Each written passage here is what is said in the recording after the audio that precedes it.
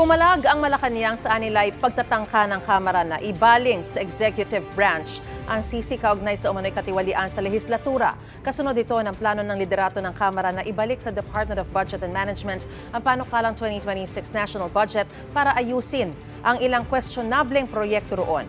Mungkahi naman ang ilang senador gawing transparent ang deliberasyon sa budget para wala nang lumusot. May unang balita si Dano Tingkungko.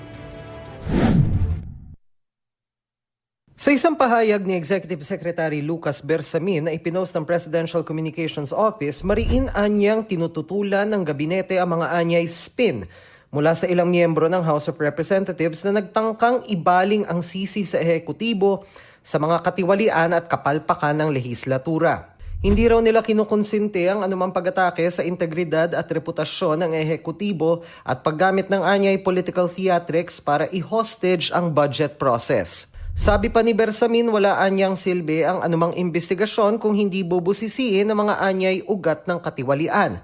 Kaya hamon niya sa Kamara, clean your house first. Ipinaliwanag ni Bersamin ang kanyang pahayag. It's as clear, as direct as that. It's not a mere innuendo. It's just a clear message that there is much to be done by them before they point a finger at the other branch.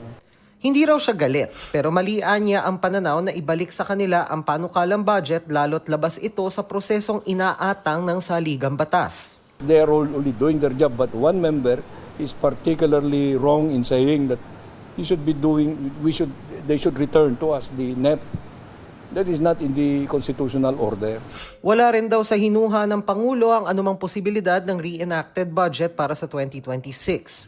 Walang tinukoy si Bersamin na partikular na miyembro ng Kamara, pero bago nito, sinabi ni Deputy Speaker Representative Ronaldo Puno na nagdesisyon siya at ilang party leader na irekomendang ibalik ang 2026 national budget sa DBM. Sinisika pa na may makuha ang pahayag ng party leaders kaugnay sa sinabi ni Bersamin.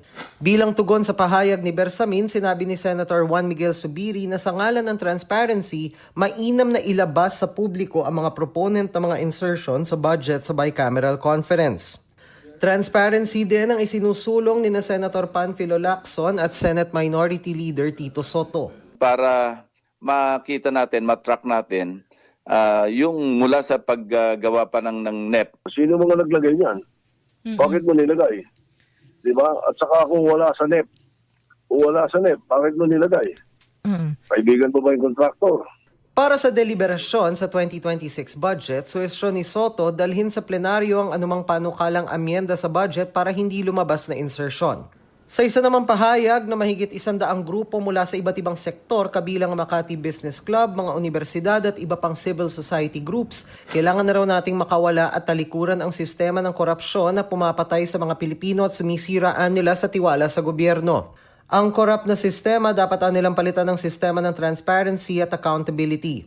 Nanawagan sila sa DPWH at DBM na mag-convene ng Independent Multisectoral Review Committee na binubuo ng mga civil society groups, scientists at komunidad para pag-aralan ng mga 2026 budget proposal.